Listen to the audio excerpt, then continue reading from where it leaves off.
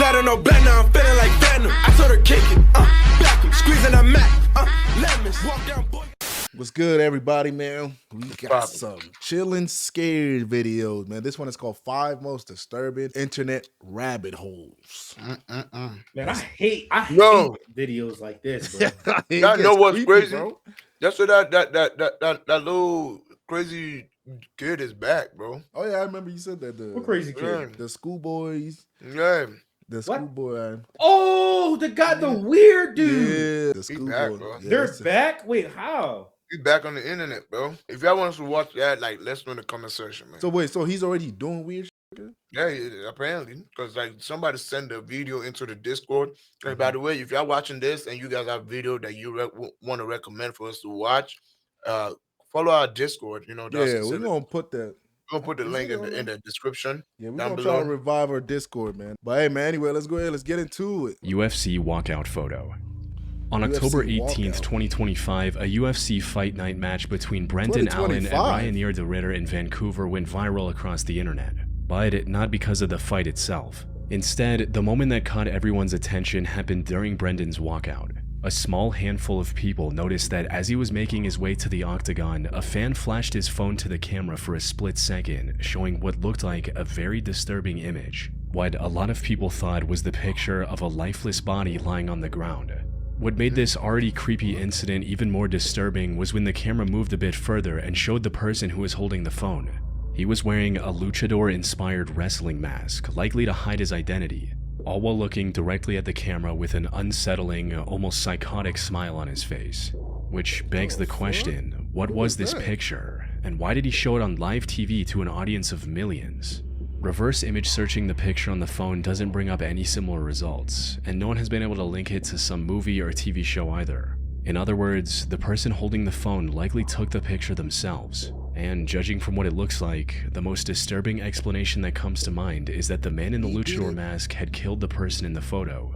The person appeared to have heavy bruises, including black eyes and possibly a bloody mouth.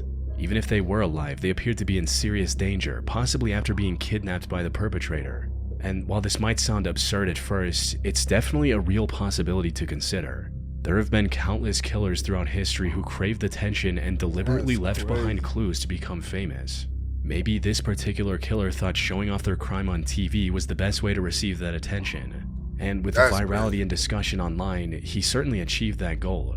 On a similar note, this could also be a ransom kidnapping situation where the stunt was meant to publicly prove the victim was still alive to their family, especially since sending the photo directly would risk law enforcement tracing it back to the kidnappers. That said, there are a few notable innocent theories suggesting the opposite that have likely kept law enforcement from conducting any real investigation. Some have suggested that this was nothing more than a prank. As a user on Reddit speculated, "To me it looks like some college-aged guy laying on a bathroom floor with makeup on. Could be a dude who got so drunk his mates decided to mess with him by drawing on his face or putting makeup on him, then took a picture. One of them decided to shame him even further by flashing it at the UFC when he knew the cameras would be broadcasting." It's also possible that it could be a deliberate attempt to create a creepy hoax, especially since it happened fairly close to Halloween. Cropping out just the phone and brightening up the image also makes it look a bit more like a regular. What is that? Man, this look like a dude by the pool, man. This look like a pool right here. And they're laying down. And he just laying down by the pool. The face look crazy as hell, though. It look weird. Yeah, it might be somebody fell asleep at the pool and somebody did some shit to just make him look weird or something. I don't know. Yeah, because the body doesn't look lifeless. Like it doesn't look like. Yeah, I don't know. I don't think so. It might not be photo. Some argue that now it looks like a man simply sunbathing on an outdoor lounge chair with a pool in the background. But why would someone be motivated to show something like this if it really was an innocent picture? At the end of the day, all of these theories are just guesses, and any number of things could really be going on here, innocent or disturbing. Because the masked man's identity was never revealed, we will likely never know for sure. Police can't find that, man. Buried alive in Brazil. In January 2018, a 37-year-old Brazilian woman named Rosângela Almeida was going about her day when she suddenly collapsed out of nowhere. She was rushed to the hospital where doctors found that she had experienced 2 cardiac arrests. She was in critical condition and eventually passed away on January 28 after barely clinging to life for a few days in the ICU. Her family held a memorial service for her that evening, and she was buried in the Sonora Santana Cemetery near her hometown. Let me find out she was not Her dead. remains were placed in a wooden casket which was encased in a solid concrete tomb.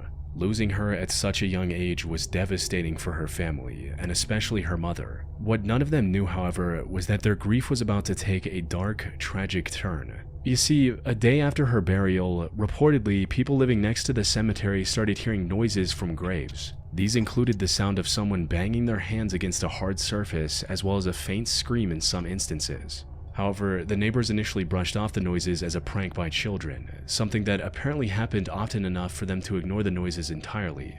But several days passed and the sounds did not stop. It wasn't until 11 days later that someone realized that the sounds were coming directly from Rosangela's grave.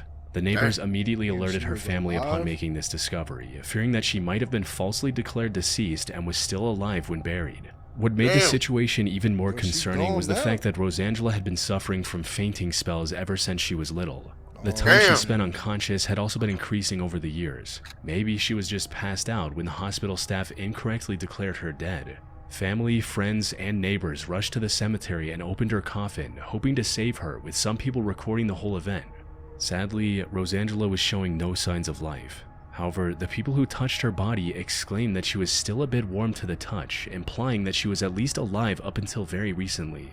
Later reports also claimed that the nails in the coffin were looser than they were when she was buried, and that there were injuries on her wrists and blood marks on the inside of the coffin that weren't present before. Even the pieces of cotton placed in her nose and ears were knocked out. Most importantly, witnesses reported that she didn't seem nearly decomposed enough for someone who had died 11 days earlier. After the casket was exhumed, Rosangela was taken back to a nearby hospital where she was pronounced dead for a second time and buried once again.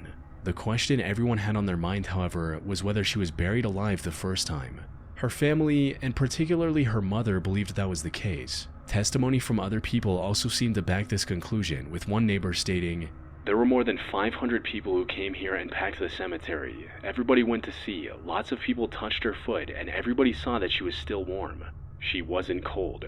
Now, there are countless real stories of people tragically getting buried alive by accident, with many eventually passing away in the coffins before they could be rescued. And while the vast majority of these stories are from before we had modern medical tech, errors still do happen to this day. Just a few years ago, a Chinese woman was declared dead and sent to the funeral home before being discovered to be still alive. So, the idea of the same thing happening to Rosangela was a real possibility, especially when we consider the fainting spells she experienced her whole life. However, despite all the reports and supposed evidence, both the doctors and investigators stayed adamant that she had passed away before her burial. In a statement to the media, the doctor explained that she was already in a serious, irreversible condition when she arrived at the hospital. From there, she was put under an intense level of monitoring to observe all her vitals closely. So, there was no way he could have falsely assumed her to be dead under those conditions. As for the slower decomposition, that was explained by the result of her being on strong antibiotics while she was in the hospital. But these explanations failed to convince Rosangela's mother, who was devastated by the thought of her daughter enduring days of suffering buried in her casket. The case also became major news across Brazil, with many even accusing the police of not doing a proper investigation to protect the hospital and the doctors. So, what really happened? Was Rosangela actually buried alive? From everything I was able to find, it's not likely. For instance, many people reported her body being warm to the touch after opening the casket, suggesting she was alive up until recently. However, even if we assume that she was buried alive, there's no way she would have had enough air in the tomb to stay alive for 11 days straight. Giving it the benefit of the doubt, let's assume there was a hole somewhere in the tomb big enough to let fresh air in. Even then, it's near impossible for her to stay alive without water for long, all while screaming and banging on the coffin. Speaking of which, the investigators also claimed that they didn't find anyone who personally heard the noises, implying that it was nothing more than a rumor. That said, the details surrounding the case, like the reports of wrist injuries and blood marks, are still a bit murky to reach a solid conclusion. Whether or not Rosangela was actually buried alive is still, and will likely remain, unknown. Yeah, because that I don't understand that. Because, like, I think human being can only live for like 3 days without food and water. Still, and will likely remain, unknown. The Wikipedia edit. WWE wrestler Chris Benoit was scheduled for a live house show on Saturday, June 23, 2007 in Texas. But This hours is before sad, the bro. event, the 40-year-old wrestler called management and claimed that he wouldn't be able to make it because both his wife and son were ill with food poisoning. But he didn't show up the next day and wasn't picking up his phone either. After over 24 hours of trying to contact him, the WWE management dialed 911 and requested a wellness check for Chris on Monday, June 25, assuming that maybe he was sick as well and needed help. However, nothing could have prepared the officers that were dispatched to his home for the tragedy they were about to witness. They arrived at his house in Georgia at around 2:30 p.m. and rang the bell. When no one answered, they looked for a way inside and discovered the garage door was wide open. The whole house was eerily silent, the reason for which became apparent when they discovered the remains of Chris, his wife, and his son scattered throughout the house. And as it turned out, the person responsible for this tragedy was Chris himself. He ended the lives of both his wife and son before turning on himself. The question now was why? Why would Chris do such a thing? But before the investigators could answer that question, they received a tip that challenged everything they thought they knew about this case. They were contacted by a Wikipedia representative who claimed that someone had made a suspicious edit to the Chris Benoit Wikipedia page at 12:01 a.m. over 14 hours before police did the welfare check. The edit read, Chris Benoit was replaced by Johnny Nitro for the ECW Championship match at Vengeance, as Benoit was not there due to personal issues stemming from the death of his wife, Nancy. The thing about Wikipedia is that it's a social collaboration platform where anyone can add new info or make edits.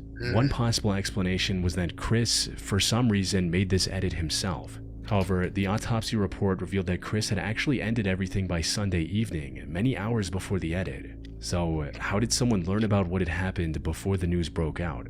The possibilities were endless. Maybe he had a second accomplice, Why did they be or telling maybe us he to go on told someone Wikipedia, about what he had done earlier. Tracing his phone revealed that he had sent 5 cryptic messages to 2 of his colleagues, Chavo Guerrero Jr. and Scott Armstrong, including one message that he sent 4 times, reading, My physical address is My dog is in the 130 shed, Green too. Meadow Lane, Fayetteville, Georgia.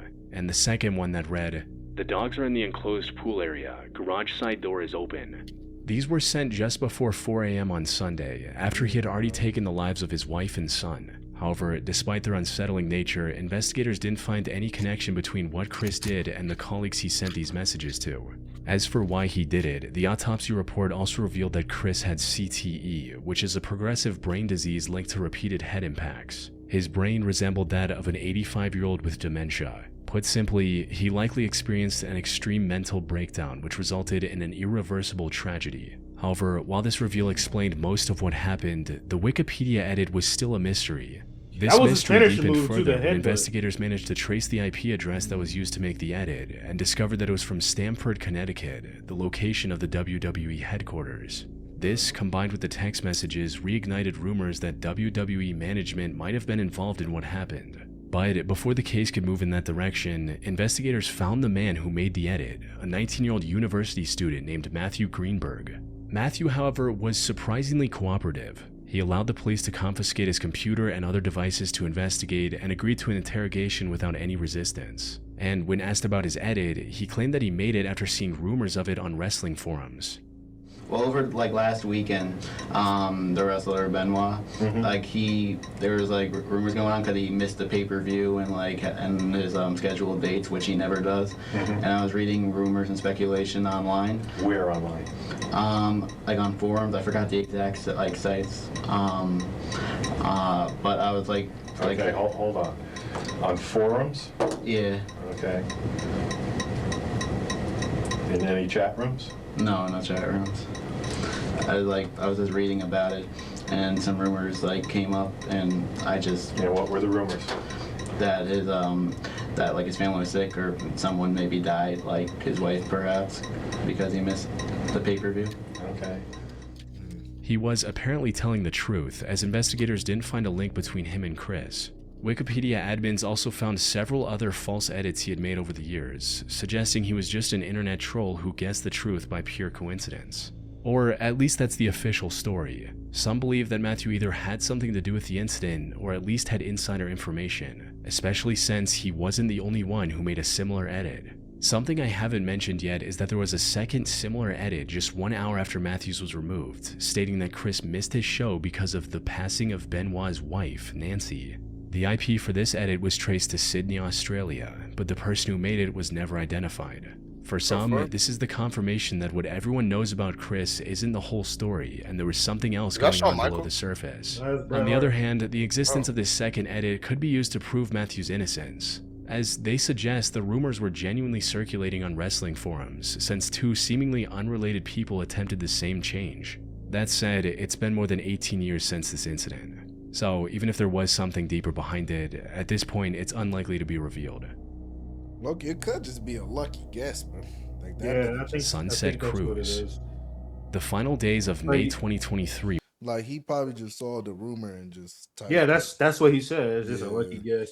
But nigga, the saddest thing though, because I think I remember watching a documentary on this, like when he was messaging Chavo Guerrero, like he was basically telling him like, yo, like out of nowhere, he texted him like early in the morning, bro. He just told Chavo like, yeah, my dogs are right here, the keys are right here, and and he told him like he loved him and shit because they were like really close. And then that nigga heard the news, like he went to go tell McMahon, but then everybody found it suspicious because they didn't let Chavo didn't tell anybody about that message. Chavo didn't tell management until, you know what I mean? Yeah, or some shit like that, and that's what led them to like that is weird. do a checkup. That's what led them to doing a checkup and shit. And it's unlikely to be revealed. But he was a great wrestler though. That nigga was a great wrestler. Sunset Cruise. The final days of May 2023 were meant to be a celebration for 18-year-old Cameron Robbins, a recent high school graduate from Baton Rouge, Louisiana. He was on a celebratory cruise in the Bahamas with several hundred fellow graduates. The festivities, however, took a devastating turn on the evening of May 24th, leading to a mystery that the internet is still debating to this day. At around 9:30 p.m., Cameron was aboard the small cruise ship named the Blackbeard's Revenge near the uninhabited Athol Island, northwest of Nassau. The ship was stocked with alcohol, and since the legal drinking age in the Bahamas is 18, Cameron and his friends were drinking non-stop. But as they were enjoying their time on the cruise, someone reportedly dared Cameron to take a leap off the ship into the dark water. Cameron, likely due to heavy intoxication, agreed to the dare instantly and jumped overboard, resulting in one of his friends recording this video using Snapchat. Yo! This kid jumped off! Yeah, I remember. Oh my I remember that. I don't even remember this. Oh, bye-bye! Didn't he get attacked or something, or he got left? What is that? I forgot what happened. This was, unfortunately, the last time anyone saw Cameron alive. The crew stopped as quickly as it could, and the crew alerted the Coast Guard about Cameron's disappearance. However, despite an extensive 2-day-long search of a 325 square mile area, Cameron was nowhere to be found. He more than likely passed away not long after jumping overboard. But even his remains were never discovered, which, considering the extensive search, was very odd. And the reason for it, according to some, is that he was attacked by a shark shortly after his jump. This theory began when someone noticed what looked like a large fish swimming toward Cameron seconds after he landed in the water. Moments later, Cameron could also be seen swimming in the opposite direction while ignoring the life preserver right in front of him, almost as if he saw the shark and was trying to get away from it. That said, the evidence supporting this theory is a bit inconsistent. On the one hand, the shark population in the Bahamas is quite healthy. These cruise ships often throw food waste overboard as well, likely causing the local marine life to associate them with food. So it's possible that a shark was following the ship and immediately swam over to Cameron to investigate as soon as it heard him hit the water. Additionally, many sharks also hunt at night, making shark attacks on humans much more likely. However, while this shows that a shark attack was a possibility, it doesn't outright prove it, especially when the evidence indicating the opposite is just as strong. For starters, the phone video that started this theory is extremely low resolution and blurry. What people interpret as a shark could very well be just a wave reflecting the ship's light. Cameron swimming away from the life preserver can also be explained by him being intoxicated and getting disoriented after hitting the water. Most importantly, while the Bahamas has plenty of sharks, their numbers around Athol Island specifically are extremely low, making the chances of Cameron being attacked by one even lower. A more straightforward explanation for Cameron's disappearance is the combined effect of exhaustion and environmental factors. Even in the warm climate of the Bahamas, prolonged exposure to water at night can quickly lead to hypothermia. The average sea temperature around the Bahamas in late May is certainly survivable for a short time, but the physical stress of jumping from a significant height, coupled with the immediate panic and exertion of swimming in the dark, open sea, would rapidly diminish a person's physical and mental capacity. Cameron was also seen swimming initially, but his direction appeared erratic. Even a strong swimmer can quickly become disoriented and exhausted when facing strong currents, and the immediate onset of psychological terror of being alone in the vast ocean darkness. Not to mention the fact that Cameron was highly intoxicated, turning the already difficult task of surviving in those waters into a near impossibility. And while the definitive cause of Cameron's death, whether by exhaustion, hypothermia, a shark encounter, or a drowning accident remains unknown, what is clear is the tragedy of a young life cut short so abruptly, with the incident serving as a stark reminder of the inherent danger of the open sea, particularly at night. Man, I ain't gonna lie, boy. All the niggas that throw this nigga to jump, niggas gotta get arrested or something. Like, for real, right? They were intoxicated, bro. It's like, I do know, like, nigga, just because niggas dare you to do something, I don't mean do it. But it's like, kids, bro. You know kids, bro. Like, nigga, all this nigga on this shit basically got this nigga, bro. Yeah. Basically, bro. Sad as that is. That shit make me all not because of fucking alcohol, bro. Yeah. All because of alcohol. And that's what I remember. Like, they didn't even know what happened to this nigga. Like, it's like he just vanished or something. That's great. Like, I understand it was an innocent mistake, but they should carry that on their shoulders for the rest of their life. Yeah, they had, like, but what? Oh, man. The Mad Gasser of Mattoon. On the night of September 1st, 1944, a woman in the small town of Mattoon, Illinois, named Aline Carney woke up smelling a sickening sweet odor in her bedroom at around 11 p.m. She dismissed the odor at first, thinking it was just the scent of flowers drifting in from outside her open window. But the sweetness soon became suffocatingly intense. She tried to get out of bed to investigate, but collapsed to the floor as soon as she stood up. That's when she realized she had no feeling in her arms or legs. The odor was also starting to cause a burning sensation on her lips and throat, making it difficult to even breathe. Seconds later, she also heard her daughter crying on the bed, asking why she couldn't move her arms or legs. Hearing this, Aline used all the strength she had to call for help, eventually getting the attention of her sister, who was sleeping in a different room. Her sister noticed the smell as well and determined that it was coming from the open bedroom window. She ran out to call the neighbors for help.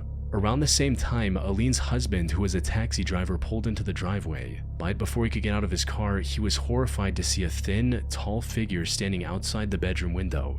It was dressed in all black with what looked like a gas mask on its face and was holding a strange tubular device in its hand. The husband tried to chase after it, but the figure disappeared into a nearby alleyway. Given what they knew, the family concluded that the sweet-smelling gas had been released into the bedroom by the mysterious figure, later dubbed the Mad Gasser of Mattoon by the local media. Aline and her daughter were able to recover without any permanent damage to their bodies. However, the attack on their home became the template for numerous similar incidents over the next 2 weeks.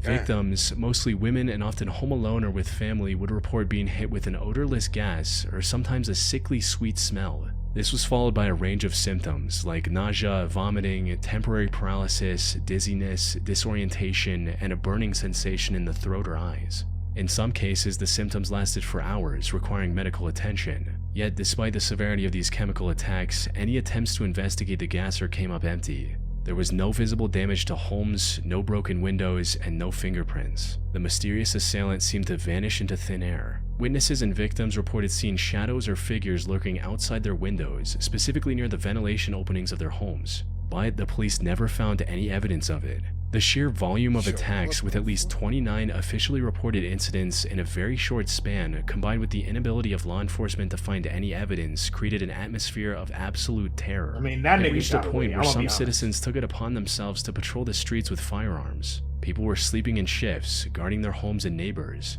However, no matter how much people tried, a perpetrator was never identified or captured, leaving the Mad Gasser of Mattoon as an eerie, unsolved mystery. But it's worth anything before 1990, bro. Probably even the early 2000s. Anything before 2000s, you're most likely getting away. Like, because they didn't have the technology, especially in 1944, to like really catch a nigga. It was based off of all word of mouth. You're getting away with every crime you do, bro.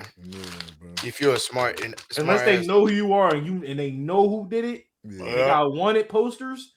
That's the only way you getting caught, nigga, especially in 44, bro. Unsolved mystery. But it's worth asking whether these attacks by a chemical assailant were even real, or was the entire phenomenon an unprecedented wave of mass hysteria? The argument for it being a real assailant rests almost entirely on the initial medical findings and specifically of the reported symptoms. In the first few cases, doctors and police were genuinely convinced that a real chemical agent had been deployed. The victim's symptoms like paralysis, nausea, and the burning sensation were too consistent and too severe to be immediately dismissed as simple panic. On the other hand, the argument for this being a case of mass hysteria is incredibly compelling. It's also the theory favored by many criminologists and psychologists who have reviewed the case since. As the theory goes, while it's possible that the few initial incidents might have involved a real criminal, the vast majority of the 29 reported attacks were likely the result of psychological contagion.